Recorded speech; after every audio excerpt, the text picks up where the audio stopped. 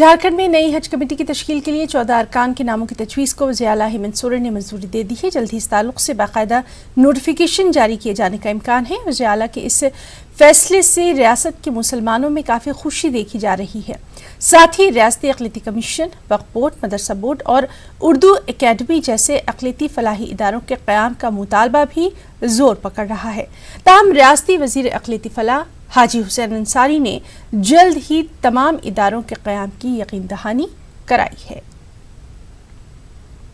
हो चुका है, उसको हम लोग तस्कील कर दिए हैं। सिर्फ अध्यक्ष नोटिफाई होने के बाद अध्यक्ष का चुनाव होगा और बाकी कमेटी जी इसकी मुद्दत पूरा हो गई है, उसको भी हम लोग 1 माह के अंदर से पूरा कर देंगे। मुख्यमंत्री जी से सलाह लेकर के जो भी कमेटियां हैं मुख्यमंत्री से सलाह लेकर के बाकी शेष कमेटी का गठन।